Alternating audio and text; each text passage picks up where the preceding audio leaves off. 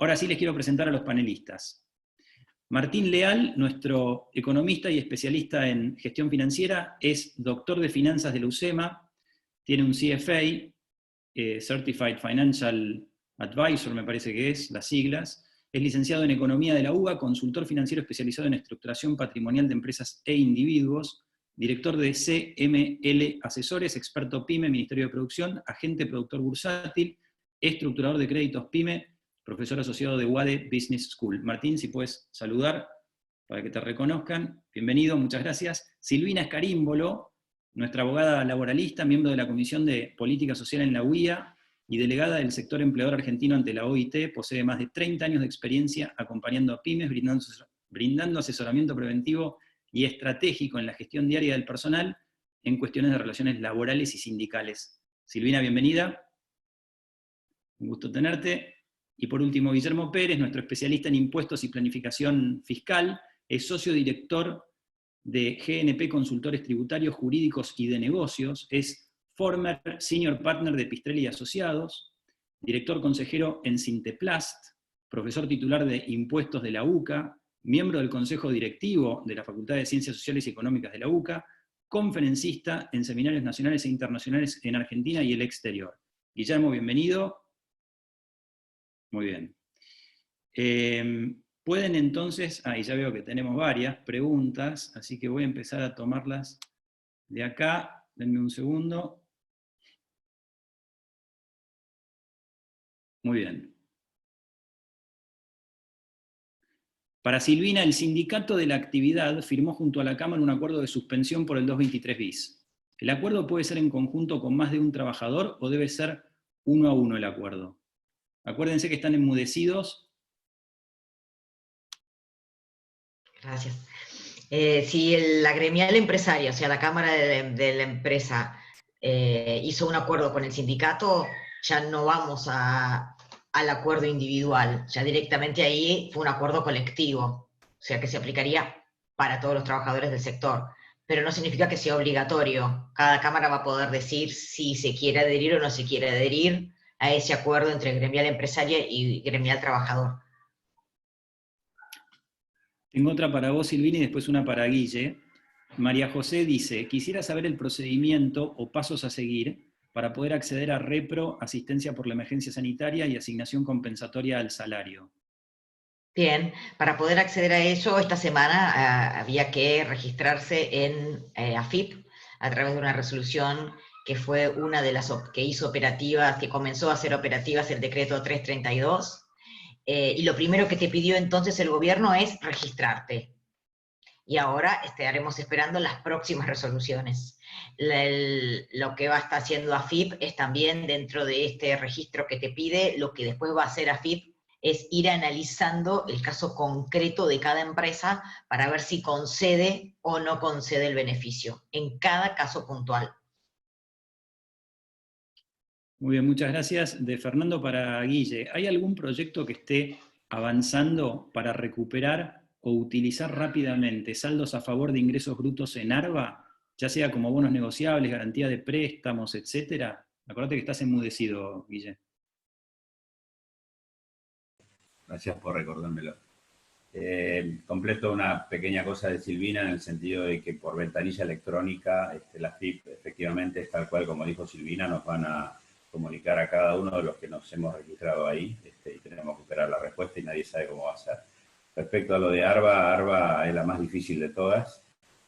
Si es que en esta hora vemos temas de qué pagar y qué no pagar, si presentar o no presentar impuestos, etcétera, van a ver que mi respuesta respecto a ARBA es la más pesimista de todas, en eso hay que ser muy cuidadosos. No hay ningún proyecto que nosotros conozcamos que esté en este momento como para recuperar esos saldos a favor. Ok, muchas gracias. Para Martín de Ricardo, ¿cómo podría una empresa hoy día cubrirse con la devaluación? ROFEX, CCL, ¿qué opciones simples para una pyme hay? Sí, hay dos opciones básicamente. En términos bursátiles tiene ROFEX, se puede cubrir con contratos desde $1000 en adelante, es simple y es barato. Alternativa 2, a través del sistema bancario se instrumenta un seguro de cambio. Es un poco más caro, requiere menos garantías, pero que pregunte, digamos, los dos mostradores, ¿sí? Con ambas puede cubrirse, recordemos que nos cubrimos respecto a tipo de cambio oficial, siempre tipo de cambio oficial. Bueno, gracias. Tengo 2 o 3 rápidas, bueno, no sé si rápidas, pero cortitas para Silvina. ¿Un colegio privado puede aplicar para los beneficios del 332?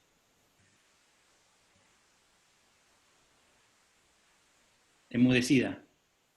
Perdón. El decreto no hace una excepción en relación a los colegios privados.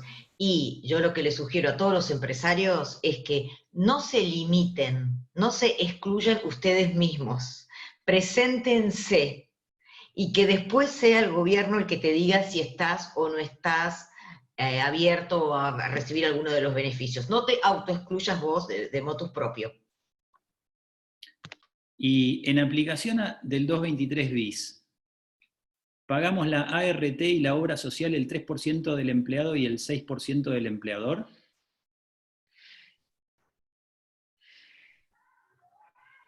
El concepto del 223 bis es una suma no remunerativa.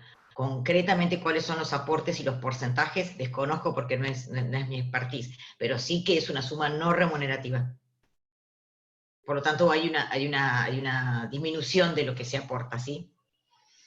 Ok, y una más, y después paso a Guille y a Martín. Si nos rechazan el beneficio que está ofreciendo el gobierno, ¿podemos suspender al personal o reducir sueldos? Suspender el personal por razones económicas o de causa mayor no podemos por 60 días. Así que todos nos tenemos que agendar 30 de mayo y ver qué sucede. ¿Se prorrogará? Puntos suspensivos. O sea que lo que sí es importante tener en cuenta es que la suspensión disciplinaria por incumplimiento de comportamientos del trabajador con el fin de que tomen conciencia de sus incumplimientos está vigente. Esto es muy, muy importante tenerlo en cuenta. Y creo que hay una pregunta más también, Alejo, ahí en cuanto a los despidos. ¿De lo que me hiciste? No, era eso. Solo Creo que era eso. suspensión. Entonces, suspender o despedir por causa o fuerza mayor hoy está prohibido. ¿Las empresas pueden hacer reducción de sueldos? Creo que esa era la segunda pregunta. Para hacer una reducción de sueldos, en realidad lo que tengo que hacer, legal, desde el punto de vista legal, te sugiere una reducción de jornada. Y como consecuencia de una reducción de jornada, desde el punto de vista legal, vas a tener una reducción de sueldo. Eso desde lo legal. En la práctica, ¿qué sucede? En la práctica, desde fines de marzo y esta quincena de abril, las empresas, las pymes principalmente, hicieron lo que pudieron, y no todas hicieron la reducción de sueldos dentro de las formas, ¿no es cierto?, a través del 223 bis o con esta reducción de jornada. La hicieron. ¿Y a qué riesgo se expone? Y el trabajador, si no tome los recaudos legales, va a poder reclamar desde el día que se hizo ese pago menor hasta dentro de 2 años la diferencia de lo que debió haber percibido, de lo que debió haber percibido. Bien, muchas gracias. Para Guillermo, ¿qué debemos priorizar para pagar o meter en planes de pago y qué podríamos diferir de impuestos en esta crisis? Desenmudecete. Ya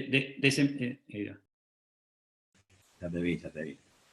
Mirá, acá hay un ranking de qué cosas deberían pagarse sí o sí, y luego aquellas que podrían no pagarse, ¿cuál es la mejor estrategia?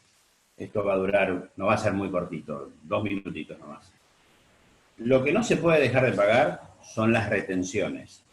Las retenciones que le hagamos a terceros, ya sea por razones fiscales o impositivas, o todo tipo de percepciones, o los aportes al sistema de seguridad, o la obra social y la RT, que son servicios, nada de esto no puede no pagarse, porque si se lo retuve a un tercero, no pagarlo significa que estoy robando, con lo cual eso hay que pagarlo sí o sí. Con las obligaciones propias, el ranking que yo haría es, lo primero que podría intentar no pagar es la parte municipal, porque el sistema de fiscalización es mucho más lento, y después me parece que están en un nivel muy parecido el tema provincial y el tema nacional, AFIP y ARBA y AGIP, sobre todo ARBA, que es durísima. Y ahí la estrategia es, presento y pago, o sea, el vencimiento, presento y pago, todo, bueno, el Estado feliz. Presento y no pago, no presento o presento con base imponible cero. Yo no recomiendo no presentar la declaración. ¿Por qué? Porque, por ejemplo, AFIP tiene la facultad de hacer una declaración jurada, una determinación del impuesto presunto, sobre la base del año anterior, que fue mucho mejor que lo que va a hacer este. Y con eso automáticamente liberan una notificación, y si en 48 horas no lo pago, me libran boleta de deuda y me inician juicio de ejecución fiscal, que es sumarísimo. Entonces yo creo que lo mejor es presentar la declaración, determinar el impuesto, quizá presentar una multinota informando cuál es la situación para evitar cualquier proceso de ley penal tributaria, ir caminando Luján y volviendo, tratando de estar a más de 1,80 m, y que no vengan, y si vienen, si me hacen el juicio de ejecución fiscal, plantear la nulidad esa sobre la base que tiene que ir por determinación de oficio, seguramente me lo van a rebotar, y ahí, bueno, veremos cómo sigue la película. Pero me parece que esa, y descarto completamente lo que muchos contadores dicen de presentar con cero impuesto, porque eso automáticamente el fisco va a empezar una determinación de oficio diciendo que hay un fraude fiscal y va a aplicar ley penal tributaria. Muy bien. Una pregunta para Martín, que es, ¿qué estás proyectando en términos de caída de la actividad o del PBI y del tipo de cambio de acá a fin de año? Y a ver, caída del PBI, lo que se está proyectando es un piso de caída del 6, ¿sí? Piso del 6, suponiendo que la cuarentena total dura un mes y medio más. De ahí en adelante la caída puede ser más violenta. En términos comparativos, como para que uno tenga idea de lo que implica una caída mayor, año 2001, que fue el año del crash, la caída del PIB fue del 12%. Con lo cual, para los que estamos hablando de una situación crítica, todavía estamos a mitad de camino de un año tan crítico como ese, ¿sí? De nuevo, en un evento en donde la cuarentena total por la pandemia dura un tiempito más. Si se extiende, ahí, digamos, se complica todo el mundo, no nos complicamos nosotros. Y la otra pregunta era en términos de tipo de cambio. En términos de tipo de cambio, lo que se está anunciando hoy es clave para eso. Guzmán hace un ratito anunció algunas cosas sobre la oferta que se está haciendo de los bonistas para la reestructuración de la deuda. Es un poco mejor de lo que se esperaba, aunque no es lo que los bonistas tampoco esperaban. Digo, es mejor de lo que se esperaba en términos de expectativas, ¿sí? Básicamente el recorte va a estar en los cupones, en la tasa de interés de los cupones, la quita de capital va a ser muy chiquita y un plazo de gracia de 3 años.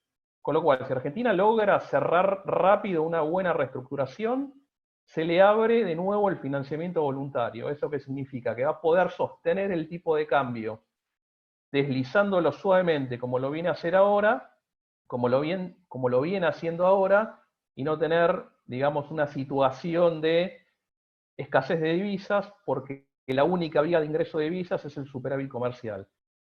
De extenderse el proceso de renegociación y que Argentina no logre de ninguna manera tener una fuente alternativa de dólares, o tiene que devaluar un poco más, es decir, a una tasa mucho más acelerada, o va a empezar con mecanismos de restricción de importaciones al estilo 2013-2015. ¿sí?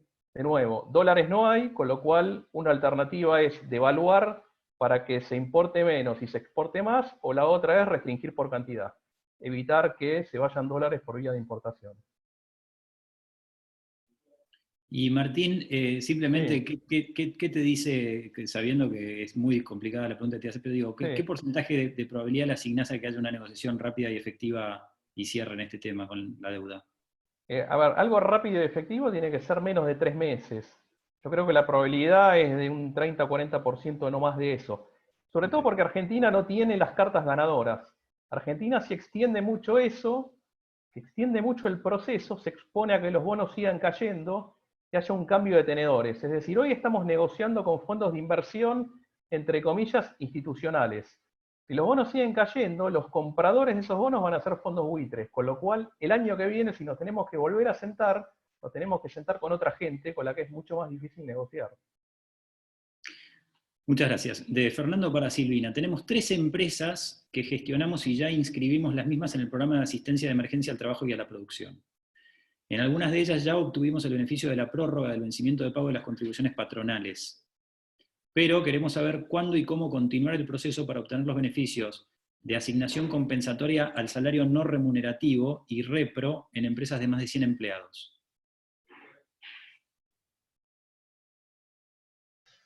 Al día de hoy y a esta hora no sabemos más. El decreto 332 en el final dice que el Ministerio de Trabajo y AFIP y ANSES estarán dictando las distintas resoluciones que hagan operativa la norma. Entonces, a cuentagotas, después de 9 días tuvimos esa primera resolución. Y así vendrán a continuación las siguientes resoluciones que día a día nos van a ir siguiendo a decir cómo vamos a poder acceder si es que fuiste, digamos, beneficiado tanto con la asignación o con lo del repro, ¿no es cierto? El repro es previsible que salga toda una resolución en relación a cómo presentar el repro virtual, pero estamos esperando día a día a las siguientes resoluciones, que van a ser varias.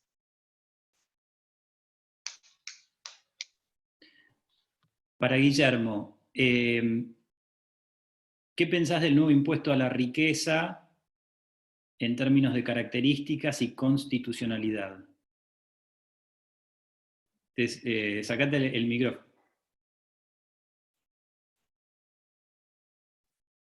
Estás enmudecido, ¿eh? Ahí va. Primero lo que pienso que es horrible. Es un impuesto totalmente... A ver, una vez más, todo el esfuerzo, más allá de que sea por razones humanitarias y sanitarias, se sigue poniendo del lado del sector privado, ¿no? Todos sabemos que en los últimos 15 años, en valores nominales, el gasto público creció 52 veces, la recaudación tributaria 49 y el PBI 30. O sea que la presión tributaria se duplicó. Por eso Argentina está tan débil en este momento. ¿Por qué se recurre a ese impuesto a la riqueza? Primero porque el sector público no quiere hacer ningún ajuste. No estoy hablando de la nimiedad demagógica de reducirse el sueldo. Estoy hablando de la calidad del gasto de Argentina. Calidad y cantidad. Así que una vez más están grabando un impuesto a la riqueza que la verdad se suma al impuesto a los bienes personales, que reemplazó al impuesto al patrimonio neto, que reemplazó al impuesto sustitutivo a la herencia, que viene desde el año 1976. En ningún país existe un impuesto a los bienes personales como existe acá, donde se graban solamente los activos y no se deducen los pasivos. Así que una persona de mi edad, por ejemplo, que viene aportando por más de 4 décadas, ha pagado varios impuestos a la herencia. Y ahora quieren poner un impuesto que en realidad es análogo al anterior, con lo cual se superpone con el anterior. Entonces, definitivamente se puede hacer un planteo de inconstitucionalidad sobre la base de que es un impuesto análogo. Yo, la verdad, hacer estos planteos tienen una cuota de que no es políticamente correcto, ¿no? Porque en definitiva es el impuesto necesario para el problema sanitario de la Argentina. Pero la verdad que si uno escarba un poquito más en la olla, hay 1000 lugares de donde sacar ese dinero, como por ejemplo todo el dinero que está encapsulado producto de la corrupción, por ejemplo, ¿no? ¿Cuánto dinero hay paralizado en cuentas congeladas que son de causas judiciales muy avanzadas, ¿no? Y después, bueno, sabemos que cada senador o cada diputado nuestro no es solamente su sueldo, nos cuesta 10 veces más que un senador de un país desarrollado. Así que en realidad pienso muy mal de este impuesto, creo que es totalmente inconstitucional, más allá de la razón que lo genera y que lo provoca. Del mismo modo que creo que la alícuota diferencial de bienes personales por activos en el exterior también es inconstitucional, porque ahí se vulnera el principio de la igualdad. Suponete que yo tengo 500 millones de pesos todos en la Argentina, y vos, Alejo, tenés $1 millón en el exterior. Yo con 500 millones de pesos puedo pagar el 1,25, y vos que tenés $1 millón en el exterior tenés que pagar el 2,25. Es un tratamiento totalmente no igualitario, simplemente porque por el lugar de radicación de un bien, no tiene sentido. Entonces está todo mal, desde ese punto de vista. ¿Qué hacer con el impuesto, la alícuota diferencial de bienes personales? Y yo lo que recomiendo es no plantear la inconstitucionalidad, pagar y en todo caso repetir. Hoy las tasas ya no son más el 6% anual, es una tasa más alta, que está en el 20 y pico %, es una tasa pasiva del Banco Central, con lo cual el pagar y repetir puede tener sentido. Bien, gracias. Martín, ¿qué opinás de invertir en efectivo en compras de servicios futuros de prestadores de primera línea si obtuviéramos descuentos importantes que sabemos que vamos a consumir? Estoy de acuerdo tanto en eso como en aquellos que sean importadores y puedan importar todo lo que puedan, obviamente que sean productos que conserven valor, que no sean perecederos ni tengan obsolescencia tecnológica, porque probablemente el dólar a 65 sea muy efímero, ¿sí? Con lo cual yo diría, luego de pagar todo lo que dijo Guillermo, ¿sí? Sueldos, impuestos, etcétera, la caja que tengan líquida, adelanten todo lo que pueden y el resto, inversiones financieras tradicionales. ¿Sí? Esa es mi opinión. Bueno, gracias Martín. Silvina, tenemos un local gastronómico, pero no tenemos delivery propio gestionado en la habilitación. Las circunstancias actuales nos llevan a utilizar este sistema como posibilidad para generar ingresos. ¿Cuáles son los riesgos legales que asumimos? ¿Qué pasa con la ART? Bueno, en primer lugar, si yo no tengo la habilitación para para realizar una actividad, puede venir una inspección y me clausura el local. ¿Eso es algo imposible que suceda en estos tiempos? No es totalmente posible. Ya, digamos, ha sucedido en estas 3 semanas para atrás que actividades que no eran esenciales y que igual las empresas abrían, en 24 horas ya te vieron inspectores para clausurar. O sea, cuando tenés clausura, por un lado vas a tener todo lo que implica daños y perjuicios por estar ejerciendo una actividad que no esté habilitada. Y en segundo lugar, en relación a tu consulta de RT, lo que va a suceder en ese eventual hoy denuncia al RT y futuro reclamo, que la RT va a decir, esta persona, digamos, estaba realizando una tarea que no estaba dentro de, digamos, dentro de una empresa que no estaba dentro de las normas, y principalmente también era una actividad que tal vez la persona, no sé, desconozco en este caso, era una tarea de las que fue contratado o no fue contratado, porque ahora me falta saber si el delivery lo va a hacer el propio trabajador o se estaría contratando a otra persona. Doy por sentado que si me está preguntando por la RT, sería con personal propio, porque si no me estaría, y si es con personal propio, digamos, uno cuando da el alta en AFIP a un trabajador denuncia una actividad, y digamos, no sería el mismo riesgo de una actividad que esté dentro que esté fuera del local. Por ese motivo, y siendo una actividad de una empresa que no estuviese actividad, lo que le da es fundamento a la RT para decir, quiero exhibirme de responsabilidad. Ok, ahí va. Es medio larga, pero es interesante. Va para vos, Silvina, inicialmente, y después, si alguno panelista más quiere comentar, me levanta la mano, ¿no? Esta es una empresa, una SA en el rubro logístico. La facturación le cayó un 75% y tiene endeudamiento manejable. 70 empleados, rentable y en crecimiento en los últimos 4 años. Con la estructura actual y la facturación estimada, no hay forma de mantener el personal, estas 70 personas. Los socios estimamos un escenario prolongado de crisis y bajas importantes de movimiento futuro en los principales clientes. Estamos diseñando una empresa con 35 empleados, con la mitad, con mayor nivel de productividad y apoyada en nuevos recursos tecnológicos. Las normas gubernamentales de hoy está la doble indemnización, la prohibición de suspensiones y ayuda y asistencia del Estado que no llega. ¿Qué pasa si despedimos por fuerza mayor sin indemnizar? Entre paréntesis dice, comprando problemas judiciales futuros que se manejarán oportunamente. De esta forma le damos a la gente la posibilidad de cobrar por lo menos un seguro de desempleo. Bien. En primer lugar, la primera consecuencia no es que compro eventuales juicios laborales, es que como es trabajo prohibido, en la normativa laboral el trabajo prohibido puede ser declarado por la autoridad competente como nulo. Y si ese despido llega a ser declarado nulo, se deja sin efecto el efecto del despido y vos vas a tener que seguir pagando salarios. Punto 1. Punto 2. Podría también suceder que venga el Ministerio de Trabajo y esta nulidad de los despidos la dictamine a través de una conciliación obligatoria. Podría suceder. La conciliación obligatoria, que es un trámite en el cual el Ministerio de Trabajo abre un proceso o la parte de los trabajadores va al Ministerio de Trabajo a denunciar un incumplimiento de extrema gravedad para poner un stop a las medidas y decir, se ha producido algo fuera de la ley, se venga a conversar y analizar. Eso es conciliación obligatoria. Y durante una conciliación obligatoria, ninguna de las dos partes pueden tomar medidas. Se dejan sin efecto los despidos y se dejan sin efecto las medidas de fuerza de los trabajadores. Y también lo que podría pasar es nada. Podría pasar que no sean declarados nulos porque ningún trabajador lo objete, directamente el día de mañana tenga un juicio laboral y no te declaren ninguna conciliación obligatoria. Por supuesto que también podría pasar un silencio, entonces una empresa va a decir, ¿cómo puede ser?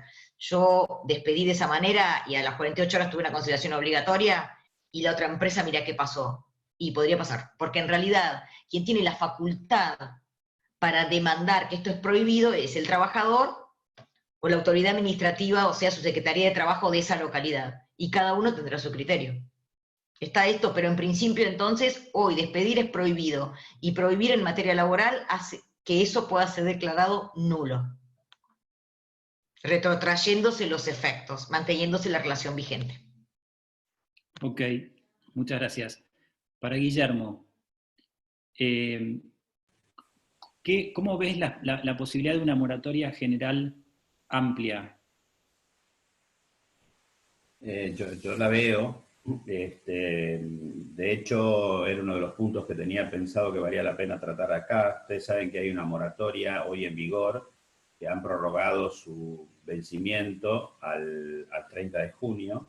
Esa moratoria es una moratoria general amplia, que de 10 años, que condona de intereses punitorios, multas y ley penal tributaria, no condona de intereses resarcitorios totalmente, pero lamentablemente permite incorporar ahí deudas vencidas al 30 de noviembre del año 2019, cuando claramente el problema lo vamos a tener en marzo, en abril y en mayo. Entonces me parece que esto el gobierno lo va, si ya había puesto una moratoria por deudas al 30 de noviembre de 2019, con más razón tendría que poner una moratoria para esto. Y la otra cosa que vale la pena comentarles a ustedes y compartir es que Argentina, en la FIP, digamos, tenemos una cantidad importante de planes de pago, que no son moratorias, son planes de pagos. Los planes de pago vigentes que tenemos son para declaraciones de ganancias, que son de hasta 4 cuotas, y después para otro tipo de impuestos estos mismos pero vencidos, para las grandes compañías. Antes había hasta 3 planes de pagos que eran por 6, 4 y 2 cuotas, ahora son todos de 6 cuotas, y para las pymes hay hasta 10 planes de pagos. Cuando cae uno, bueno, si uno le cae el plan de pago es como que te ocupa uno el cupo de esos 10 planes, ¿no? Pero hay 10 planes que son hasta 8 cuotas, digamos, ¿no?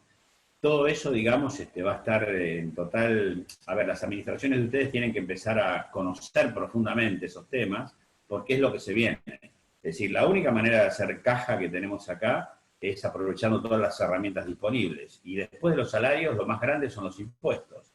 Entonces, me parece que el tema de aprovechar todas las herramientas que están a disposición nuestro para poder diferir el pago de los impuestos, bueno, hay que utilizarlos todos.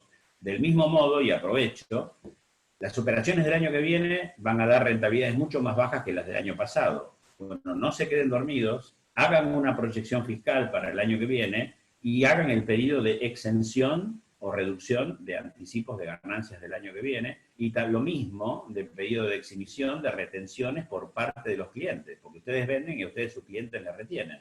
Bueno, eso también es una presentación un poquito más difícil que la de la reducción de anticipos, pero háganlo ya, porque si no ustedes cuando empiecen a vender van a empezar a retener y probablemente eso se convierta en un saldo a favor no actualizable cuando presenten la declaración jurada del año que viene.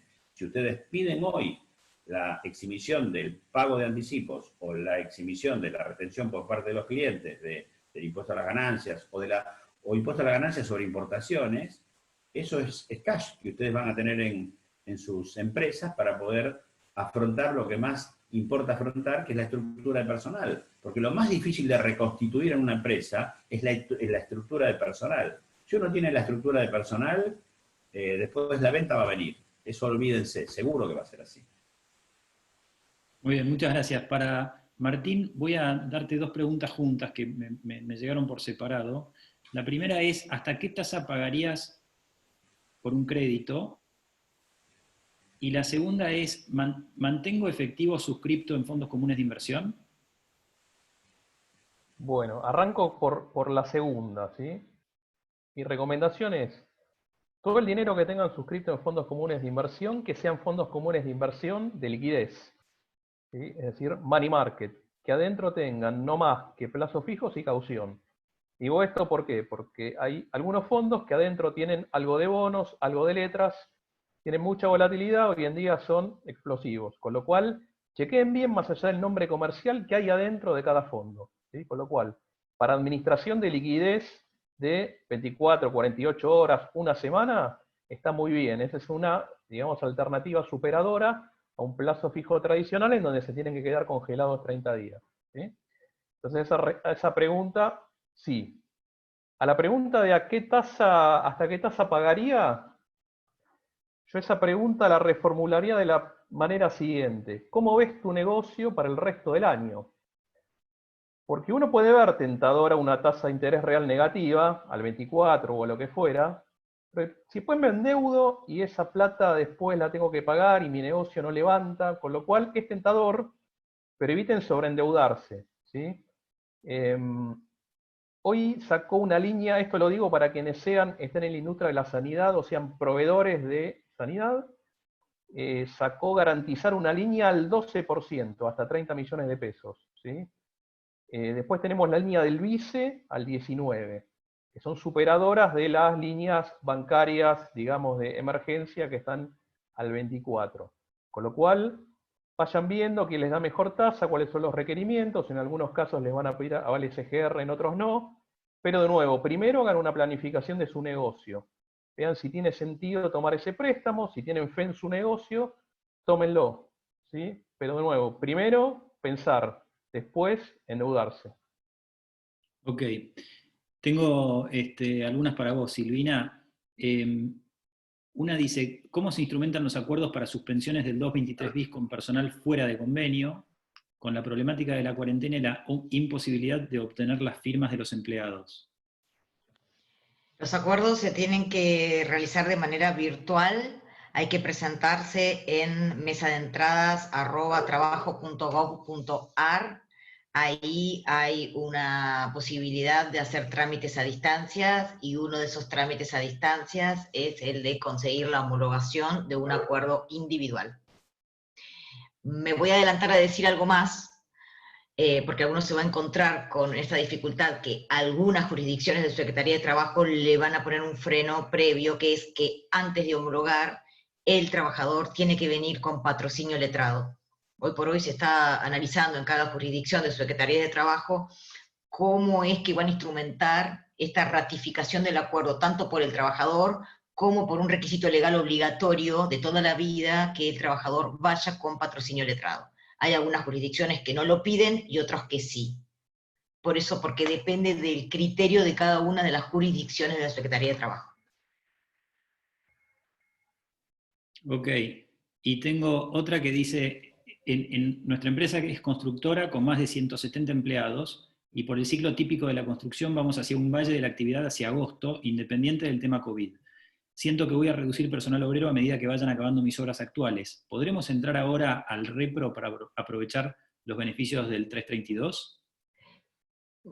Yo sigo con esta idea de no te excluyas solo, presentate. ¿Cuál sería la fuerza que vos vas a poder tener en este informe técnico que te va a pedir la autoridad para vos fundamentar por qué querés acceder a este beneficio? Inclinarás tu argumentación económica y financiera como este coronavirus, aunque vos nos cuentes entre nosotros que no fue lo que más complicó tu negocio, vos vas a poner mucho más descriptivo y vas a contar por qué sí fue ese o uno de los tantos motivos que te lleva a pedir este beneficio, porque es este análisis que haga el gobierno de este informe técnico el que los va a ellos llevar a decidir si te lo concede o no te lo concede. ¿Guillermo? Una nota de color. El amigo Pañi hace 2 o 3 días tiró una bomba grande en la televisión a la noche, diciendo que como consecuencia de esta registración, digamos, cumpliendo con esta resolución de la AFIP con respecto a la ATP, que es asistencia al trabajo y la producción, se iba a levantar el secreto fiscal. Entonces sucedió que como en general se iban a presentar empresas, los accionistas, los dueños, estaban todos muy preocupados y no querían presentarse. Estoy recogiendo el tema de Silvina. Y la verdad que leyendo, tenía como todo lo que está saliendo, tiene una muy mala redacción, y decía que el que presentaba por sí o por a quien representa, permitía que se levantara el secreto fiscal de la AFIP respecto de información que le diera el acceso al Ministerio de Trabajo, no es que lo iba a levantar graciosamente para todo el mundo. En realidad, cuando habla por mí mismo que me presento, está pensando en una explotación unipersonal. Y cuando está pensando que a quién represento, está pensando en una sociedad anónima, una SRL, etc. Pero claro, esto, entre esa bomba periodística y la mala redacción, se produjo esa confusión. Nuestra conclusión es, a ver, nosotros por las dudas, nosotros, ¿sí? En la misma línea de lo de Silvina, todo se tiene que presentar, no solo por los beneficios que ya sabemos que existen, que son bastante mezquinos, para lo que se va a vivir y se está viviendo, pero por los beneficios o no perjuicios que uno podría obtener en el futuro, que no sabemos cuáles son, porque esto es dinámico, cada día cambia completamente. Entonces, el no registrarse por miedo a esa redacción del secreto bancario era ridículo. Entonces, nuestro consejo fue a todo el mundo, regístrense, todos nos registramos, esto estoy diciendo porque en definitiva es importante, digamos, estar en la lista a la hora de ciertos salvatajes que van a tener que aparecer en todos lados, digamos. Así que ese punto quería comentarlo, el del secreto fiscal. Sí, perfecto. Aparte, era una de las preguntas que tenía en línea, así que vino bien la aclaración. Gracias, Guillermo. Martín, Ricardo dice, ¿sabés si hay algún criterio oficial de demorar pagos al exterior de servicios? Ya que observo que varios bancos, por ejemplo Santander, están poniendo reiteradas trabas burocráticas. Esto viene ocurriendo desde principios de año, ¿sí? No es exclusivo del banco que él nombra, sino que la mayoría. Ahora, si es una voz oficial que les dice a los bancos, planchame las transferencias al exterior de IMPOS lo más que puedas, no lo sabemos, pero que hay trabas y que se han vuelto a pedir requisitos que antes no se pedían, ocurre. Ok, les recuerdo que está inhabilitada la función de levantar la mano. Si quieren preguntar solamente a través del chat, yo voy tomando las preguntas y pasándosela a los panelistas. Una para Silvina. ¿Es obligatorio para aplicar el 223 bis un acuerdo con el sindicato? Si tengo el acuerdo con la gente, ¿puede un ministerio de la provincia obligarme a tener el acuerdo con el gremio? ¿Puedo presentarlo en el Ministerio de Trabajo de la Nación? ¿Este es un problema federal por fuerza mayor o aplica lo que decide cada jurisdicción? Bueno, ahí tenemos varias. Entonces, primero siempre tenemos que ver desde lo legal. Porque depende de lo que diga la ley, ahí te va a dar fuerza cuando la autoridad administrativa, el Ministerio de Trabajo, te solicite igualmente algo que no está en la ley. Desde lo legal, el artículo 223 bis, la ley de contrato de trabajo, dice que este acuerdo para pagar una suma no remunerativa puede ser tanto de manera gremial como de manera individual con los trabajadores. Esto es muy importante porque ustedes en los diarios solamente se mencionan los acuerdos gremiales y no se están mencionando los individuales. Eso es una intención política para dar fuerza al gremio, pero eso no significa que la ley permite hacerlo de las dos maneras. ¿Puede de alguna manera su Secretaría de Trabajo obligarme al gremio? Tal vez me está obligando al gremio porque yo tengo un gremio fuerte adentro, y eso es otra película, ¿no es cierto? Es previsible que si tengo un gremio representado dentro de mi empresa, es previsible que cuando vaya a pedir la homologación y el Ministerio de Trabajo me diga, usted tiene delegado adentro, tiene un sindicato, y yo le digo que sí, vaya a quererlo citar, pero no porque estoy obligado sí o sí a hacerlo con el gremio. Si tengo gremio, es previsible, y el mismo es fuerte, es previsible que se tenga que hacer con el gremio, pero no porque es obligatorio, ¿sí? La homologación, el servicio de homologar que te brinda el Estado, lo brinda cada subsecretaría de trabajo de cada provincia. Cuando uno está de acuerdo o no está de acuerdo, con una homologación, el lugar donde se apela es a la justicia de esa provincia, y la máxima autoridad de cada provincia es la Suprema Corte de cada provincia. Por ese motivo, el criterio de homologar en una provincia y en otro no son los mismos, porque al fin de cuentas, la autoridad máxima de cada provincia, por lo que se resuelva en cada Secretaría de Trabajo, es la Suprema Corte de cada provincia. Por ejemplo, en algunas cuestiones, la Secretaría de Trabajo de la provincia de Buenos Aires no condice con la de Capital Federal. Nación, ¿en qué sentido? Por ejemplo, ustedes saben que los acuerdos en el SECLO se homologan y ampliamente no son revisables judicialmente, porque ese es el criterio de la Corte, que es la autoridad donde después se apela, mientras que el criterio de la Suprema Corte de la provincia de Buenos Aires tiene un criterio que si vos homologás en la provincia de Buenos Aires, igualmente es revisable judicialmente. Por eso las secretarías de trabajo de la provincia de Buenos Aires no estallan de conciliaciones, porque lo que cambia es el criterio de la máxima autoridad en cada jurisdicción. ¿Están contestadas ahí las preguntas? ¿Anoté más o menos todo? Espero que sí. Muchas gracias. Tengo una para Martín y después otra para Guillermo. No pagar proveedores y dirigir ese dinero a dólar MEP para después de la pandemia vender y poder girar. ¿Te parece una buena idea? A ver, dos cosas.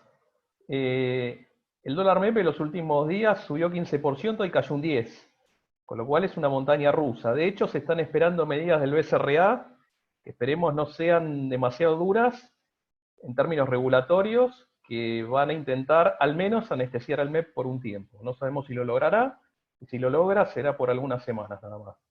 El MEP no es el dólar con el que se gira al exterior, se gira al exterior con el contado con liquidación. Con lo cual, lo que debería hacer si se quiere dolarizar para luego girarlo al exterior es comprar dólar contado con liquidación. Se hace a través del mismo camino, a través del bono Bonar 24, se compra el Bonar 24 en pesos, se vende en formato Bonar 24C y tiene ese dinero en Nueva York, ¿sí? Ahora bien, en este contexto, en estos meses, tratar de ganarse una diferencia en términos de comprar MEP y después venderlo más caro, no lo recomiendo, ¿sí? De nuevo, van a venir semanas con mucha información, tema de reestructuración de la deuda, y nuevos temas regulatorios, con lo cual va a ser un sube y baja.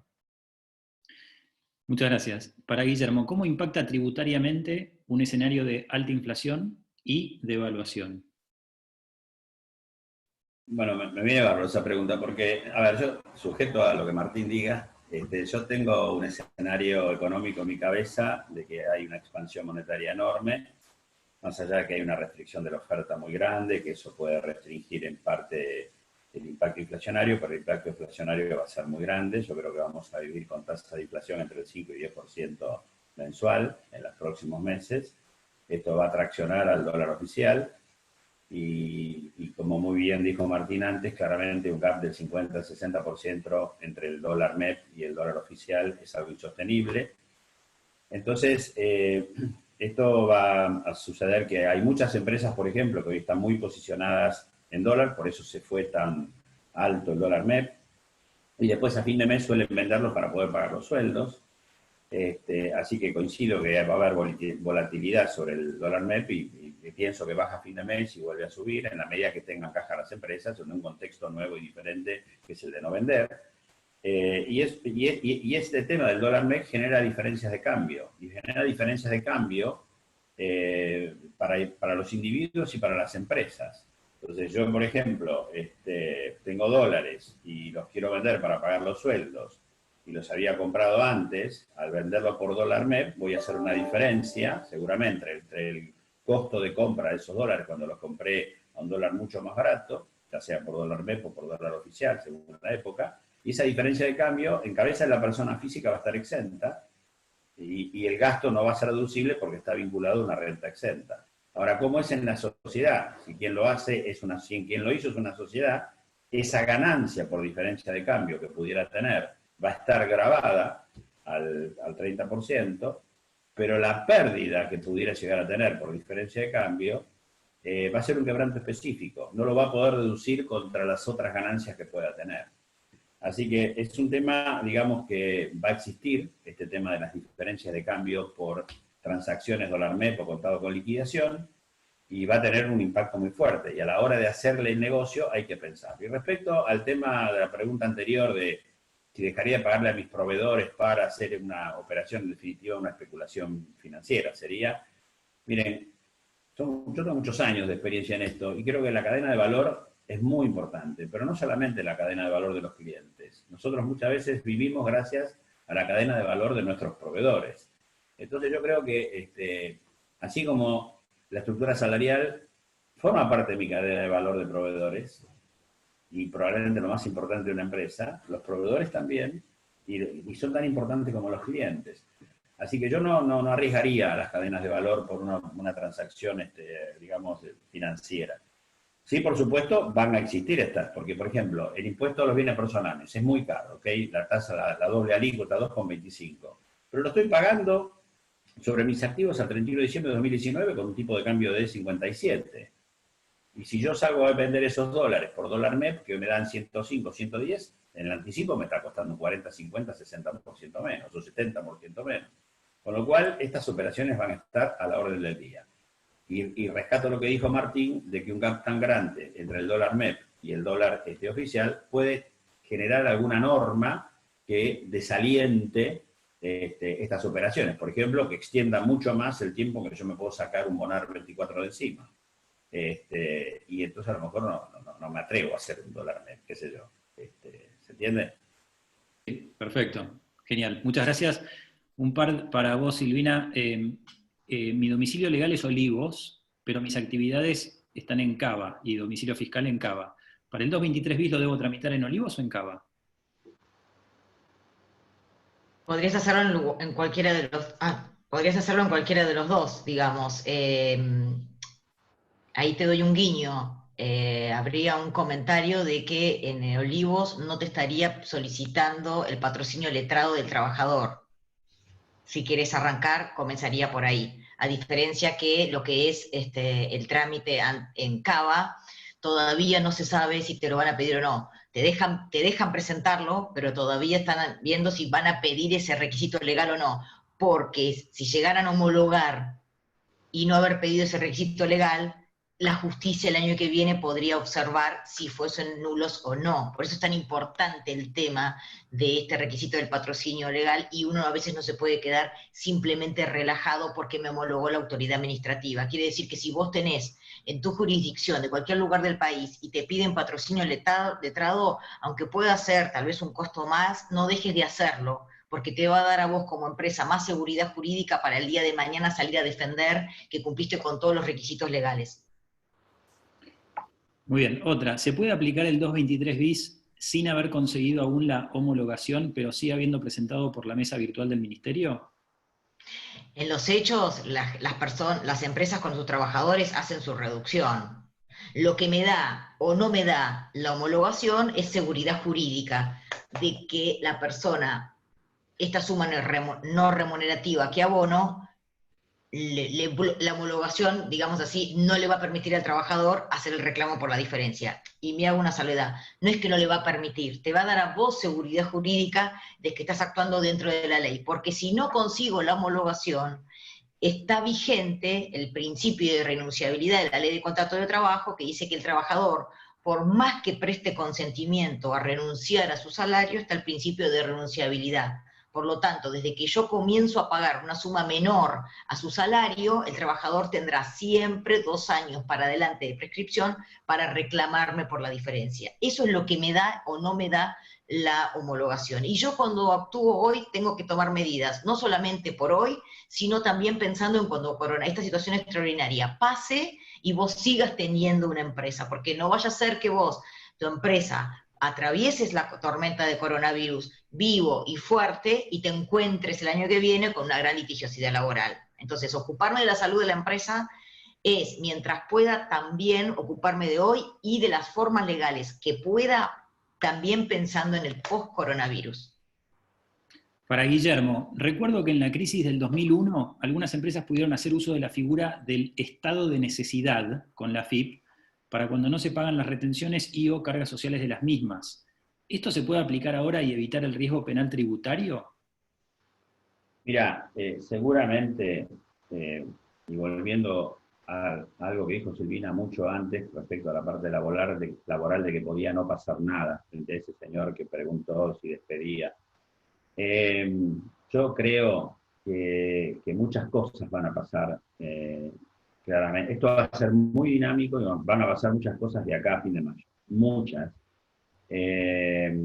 Cuando digo que van a pasar es algo que, la acción por omisión. Yo creo que la AFIP, así como por ejemplo ahora postergó los embargos, prácticamente la justicia está trabajando a 1/10 de máquina, si yo presento mis impuestos y no los pago, ¿cuál es el riesgo? ¿Van a venir corriendo con un juicio de ejecución fiscal o lo más probable es que no pase nada? Y si vos me decís que 70-30, que lo más probable es que no pase nada.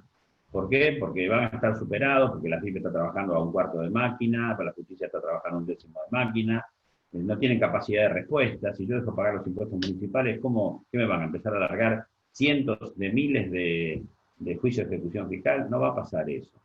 Entonces, volviendo a la pregunta específica, y sí, eso puede pasar, lo mismo que pasó en el 2001. El tema es que, miren, les voy a dar una anécdota muy interesante. Venció el 30 de abril, creo que fue, el anticipo de la sobrealícuota al impuesto a los bienes personales. Todo el mundo quería saber si se prorrogaba o no se prorrogaba. La cuestión es que llegaba el día del vencimiento, había que ver si se pagaba o no se pagaba. Eran las 7 de la tarde y no había ninguna prórroga. ¿Ustedes pueden creer que el día del vencimiento, la AFIP, por una gacetilla, publicada después de la resolución al día siguiente del vencimiento, prorroga por un mes más, un mes y días, el pago del anticipo, pero lo prorroga el día del vencimiento a las 7 de la tarde? Entonces, ¿cuál es la posición del fisco? Va a tratar de cobrar todo lo que pueda mientras pueda, porque necesita financiar el gasto público, y te va a dar cualquier norma de diferimiento después. Nosotros tenemos un chiste entre los tributaristas, decimos que somos los violinistas del Titanic. Porque resulta que mientras todo pasa lo que pasa, el Estado va a ser impiadoso para cobrar los impuestos. Y el contribuyente, para tomar una estrategia fiscal de si paga o no paga, si presenta o no presenta, necesita tener la liquidación hecha. Y está el violinista que le lleva la declaración hecha. Hasta el último día que salga la gacetilla, que se posterga. Entonces vamos a tener que estar ahí al pie del cañón haciendo todas esas cosas y día a día nos van a ir viniendo las normas que van a ir permitiendo flexibilizar esta situación. No sé si lo contesté.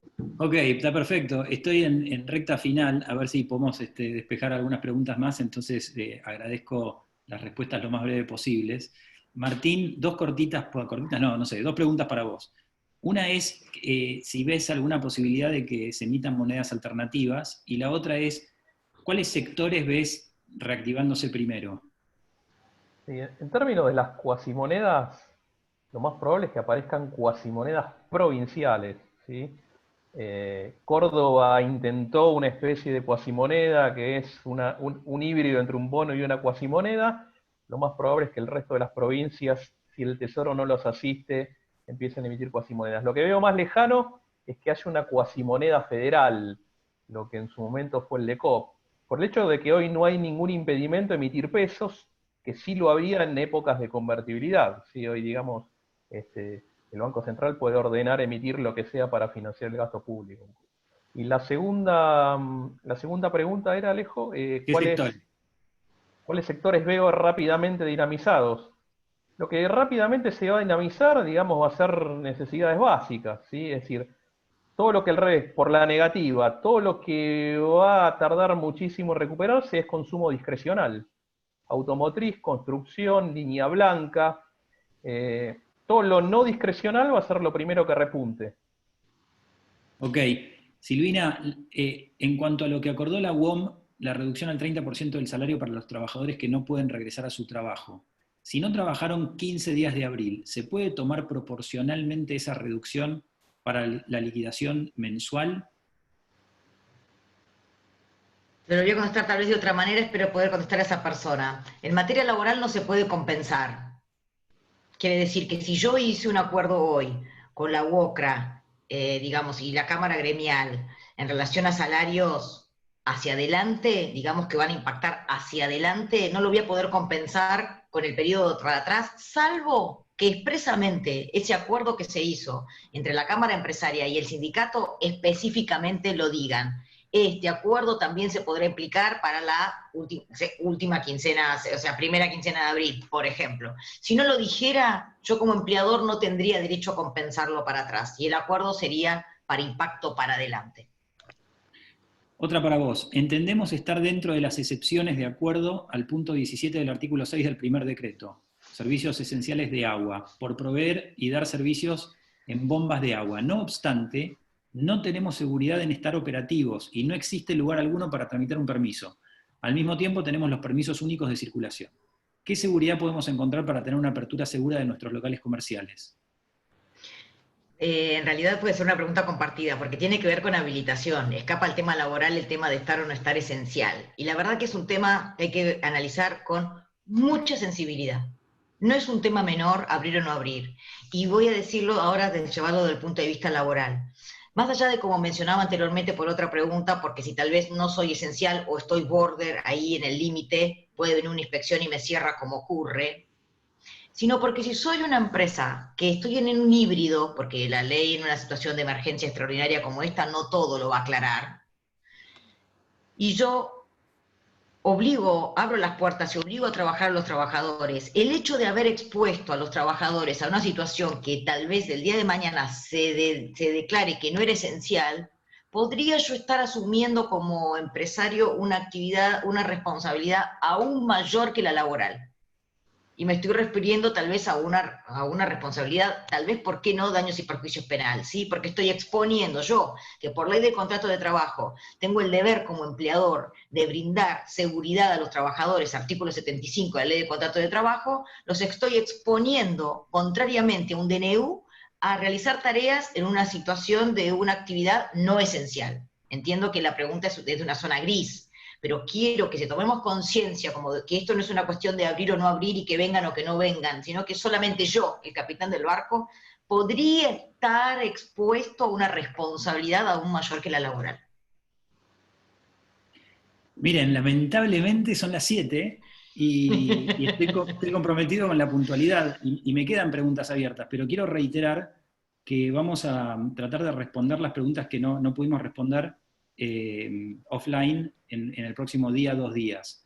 Entonces, les agradezco a todos los que se conectaron hoy y muy especialmente a Guillermo Pérez, Silvina Escarímbolo y Martín Leal, nuestros panelistas que estuvieron hoy con nosotros.